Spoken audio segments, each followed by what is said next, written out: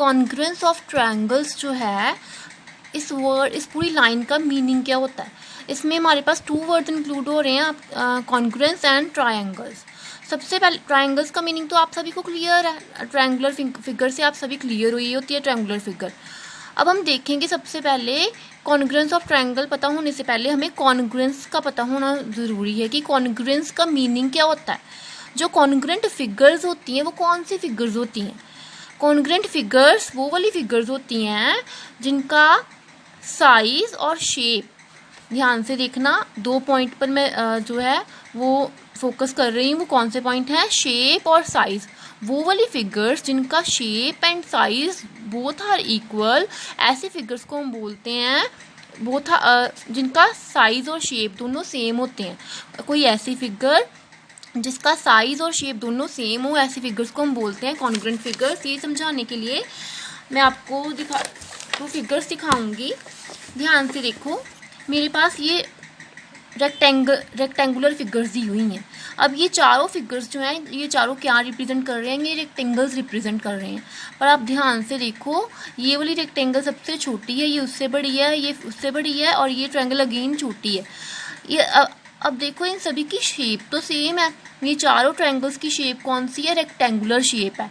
पर अगर मैं इनके साइज़ की बात करूं तो साइज़ क्या है, साइज़ किसी भी रेक्टेंगल का जो साइज़ है वो इक्वल नहीं है। तो हम क्या बोलेंगे कि ये वाली जो फिगर्स हैं, ये जो रेक्टेंगुलर फिगर्स हैं मेरे पास, ये कॉन्ग्रुएंट नहीं है। क्यों कॉन्ग्रुएंट नहीं थी ये वाली फिगर्स, क्योंकि इनका शेप तो सेम था, रेक्टेंगुलर फिगर्स थी नो डाउट, पर इनका जो साइज़ था वो डिफरेंट था, साइज़ इक्वल नहीं था। इसलिए हम कहेंगे कि ये जो फिगर्स हैं ये कॉन्ग्रुएंट फिगर्स नहीं है। तो फिर कॉन्ग्रुएंट फिगर्स कौन सी होती हैं, ऐसी फिगर्स जिनका साइज और शेप दोनों सेम हो। अब ध्यान से देखो, ये दोनों रेक्टेंगल्स हैं। अगर मैं यहाँ से एक रेक्टेंगल को उठाऊँ और इसके ऊपर प्लेस करूँगी जब मैं, तो मुझे क्या मिलेगा कि ये जो रेक्टेंगल है ना, ये वाली रेक्टेंगल को फुली कवर कर लेगी। यहाँ से मुझे क्या पता चला कि ये इन दोनों की शेप तो मुझे पहले से ही पता था कि सेम है, ये भी रेक्टेंगल है और ये भी रेक्टेंगल है। पर जब मैंने इसको इसके ऊपर प्लेस किया तो ये वाली रेक्टेंगल ने इस रेक्टेंगल को फुली कवर कर लिया। इसका क्या मतलब है कि ये दोनों रेक्टेंगल्स की जो साइज़ है वो भी सेम है। हमें पता है रेक्टेंगल्स कौन कौन सी डायमेंशन इंक्लूड होती है रेक्टेंगल में, इसकी लेंथ और उसकी ब्रेड्थ। इसका क्या मतलब है कि जो इसकी लेंथ होगी और जो इसकी ब्रेड्थ होगी वो दोनों रेक्टेंगल्स के लिए इक्वल होगी। तो यहाँ से मेरे पास इन रेक्टेंगल्स के लिए इनका साइज़ भी इक्वल, साइज़ भी सेम हो गया और इनकी शेप भी सेम हो गई। तो मैं क्या कहूँगी कि ये जो फिगर्स हैं ये कॉन्ग्रुएंट फिगर्स हैं, ठीक है। और अगर आप रियल लाइफ सिचुएशन में देखना चाहते हो कॉन्ग्रुएंट फिगर्स, आप ध्यान से देखो, ये हमारे जो हैंड होते हैं, मेरे दोनों हैंड है, मैंने दोनों हैंड्स को ऐसे ज्वाइन कर लिया। अब ध्यान से देखो, ये जो मेरा हैंड था, ये मेरे एक हैंड ने दूसरे हैंड को फुली कवर कर लिया, ठीक है। और जब आप ध्यान से वैसे भी नोट करोगे, दोनों हैंड्स की शेप तो सेम ही थी, पर मैंने जब उनको प्लेस किया वन अपॉन दी अदर, तो वन हैंड ने दूसरे हैंड को फुली कवर कर लिया।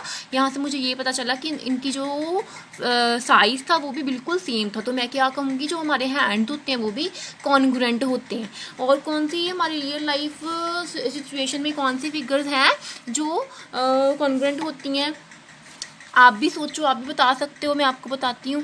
हमारे हैंड्स तो अभी हमने देख लिए, आईज़ भी बिल्कुल कॉन्ग्रुएंट होती हैं, लेग्स भी कॉन्ग्रुएंट होती हैं।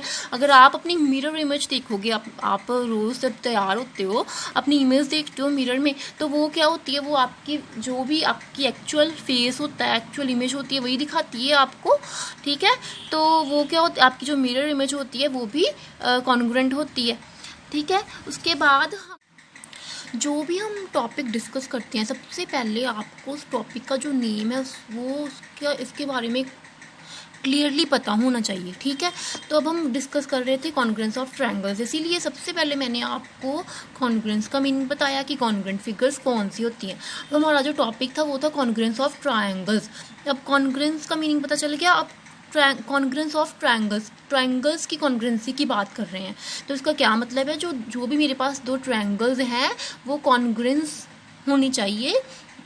अगर मैं बोल रही हूँ कि वो दोनों, मतलब इसका क्या मतलब है कि वो 2 ट्रायंगल्स कब कॉन्ग्रुएंट होगी। अगर मैं आपको सिंपल सी लैंग्वेज में बताऊं, तो अगर मैं वन ट्रायंगल को उठाऊं और दूसरी ट्रायंगल के ऊपर प्लेस कर दूं, अगर वो ट्रायंगल्स को फुली कवर कर रही है, इसका क्या मतलब है, वो दोनों ट्रायंगल्स जो हैं वो कॉन्ग्रुएंट हैं।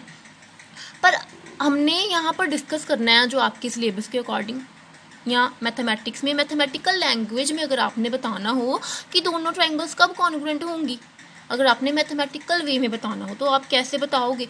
मुझे पता है जो ट्रायंगल है उसमें कौन कौन सी डायमेंशन इंक्लूड हो रही है, एक उसकी साइड इंक्लूड हो रही है, ठीक है, साइड्स आ रही हैं ना, ट्रायंगल्स की 3 साइड्स होती हैं और 3 ही एंगल्स होते हैं। ट्रायंगल जो होती है वो क्लोज्ड फिगर होती है consisting of 3 sides and 3 angles. यहाँ पे मेरे पास कौन कौन सी साइड्स हैं, A B, B C, C A and angle A B C. Same way इस ट्रायंगल में भी मेरे पास 3 साइड्स और 3 एंगल्स गिवन है। देखो अब ध्यान से, जब एक ट्रायंगल दूसरी ट्रायंगल को फुली कवर कर लेगी, इसका क्या मतलब है, उसकी तीनों साइड्स इक्वल होंगी और तीनों एंगल्स भी इक्वल होंगे। तो यहाँ से मुझे ये वाली जो सिंपल सी बात थी जो रियल लाइफ सिचुएशन में आप प्रैक्टिकल वे में परफॉर्म करके देख सकते हो, एक ट्रायंगल को दूसरी ट्रायंगल के ऊपर प्लेस करके, उससे मुझे क्या पता चल गया कि दोनों ट्रायंगल्स जो हैं मैथमेटिकल लैंग्वेज में अगर मुझे बताना हो कि दो ट्रायंगल्स कॉन्ग्रुएंट कब होंगी, जब उनकी तीनों साइड्स इक्वल होंगी और तीनों एंगल्स इक्वल होंगे, तो वो ट्रायंगल्स क्या हो जाएंगी, कॉन्ग्रुएंट हो जाएंगी। यही हमने बताना था आज के टॉपिक में, कॉन्ग्रुएंस ऑफ ट्रायंगल्स। तो ये हमने जो भी अभी तक सारा डिस्कस किया उसी ये बात बताने को ही डिस्कस किया हमने। तो कॉन्ग्रुएंस ऑफ ट्रायंगल्स देखते हैं क्या होता है। 2 ट्रायंगल्स आर कॉन्ग्रुएंट, 2 ट्रायंगल्स जो है वो कॉन्ग्रुएंट तब होंगी if the sides and angles of one triangle are equal to corresponding sides and angles of other triangle. Corresponding, अब देखो ध्यान से, यहाँ पे वर्ड यूज किया गया है कॉरस्पॉन्डिंग। अब देखो हमने कहा कि तीनों साइड्स इक्वल होनी चाहिए, ये वाली तीनों साइड्स की और तीनों एंगल्स ये वाली ट्रायंगल के तीनों एंगल्स जो हैं ये वाली ट्रायंगल के उनके इक्वल होने चाहिए। वो कैसे, कि जब मैं प्लेस करूँगी ये वाली ट्रायंगल को ये वाली ट्रायंगल के ऊपर, ठीक है। तो मेरे पास ध्यान से देखो, जो पॉइंट ए है वो कौन से पॉइंट के ऊपर आ जाएगा, पॉइंट डी को कवर कर लेगा। अगर मैं यहाँ पर ध्यान से देखूँ, क्योंकि मुझे कौन कौन सा एंगल इक्वल गिवन था, एंगल ए मुझे इक्वल गिवन था एंगल डी के, इसकी कितनी वैल्यू थी इसकी, 30 डिग्री। एंगल ए है 30 डिग्री और एंगल डी है 30 डिग्री। अगर मुझे गिवन सिचुएशन से बताना हो तो इसका क्या मतलब है, जो एंगल ए है वो फुली कवर कर लेगा एंगल डी को।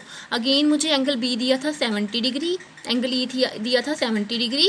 इसका क्या मतलब है, एंगल बी जो है एंगल ई को कवर कर लेगा और ये एंगल सी 80 डिग्री गिवन था, एंगल एफ 80 डिग्री गिवन था। इसका मतलब क्या है, एंगल सी जो है एंगल एफ को फुली कवर कर लेगा। और डायमेंशन मेरे पास थी, ए बी 2 सेंटीमीटर था, बी सी मेरे पास 4 सेंटीमीटर था और ए सी मेरे पास 5 सेंटीमीटर था। यहाँ पर भी जो डी ई था वो 2 सेंटीमीटर, ई एफ जो था वो मेरे पास 4 सेंटीमीटर और डी एफ जो था वो 5 सेंटीमीटर।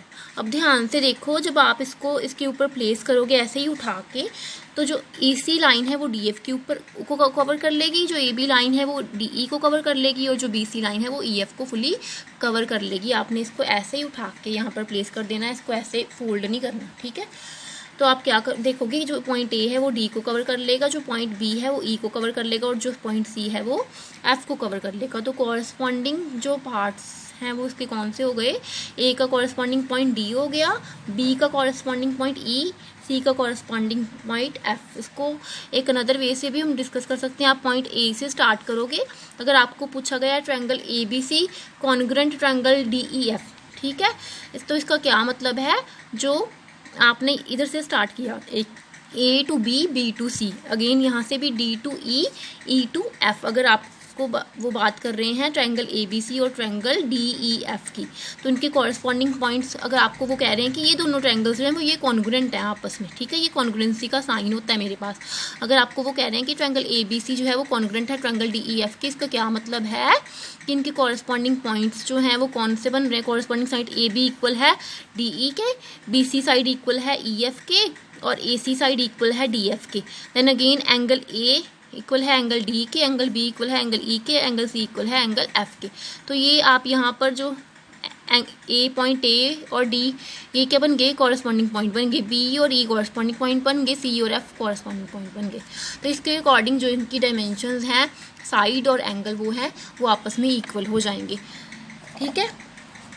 ये देखो ट्रायंगल ए बी सी जब कॉन्ग्रुएंट होगी ट्रायंगल डी ई एफ के, तो उनके कॉरस्पॉन्डिंग पॉइंट्स मेरे पास अभी हमने डिस्कस किया था कौन से होते हैं। ए का कॉरस्पॉन्डिंग पॉइंट डी था तो angle A equal to angle D, B का कॉरस्पॉन्डिंग पॉइंट एंगल बी का कॉरस्पॉन्डिंग पॉइंट ई था तो angle B is equal to angle E, C का कॉरस्पॉन्डिंग पॉइंट एफ था तो angle C is equal to angle F.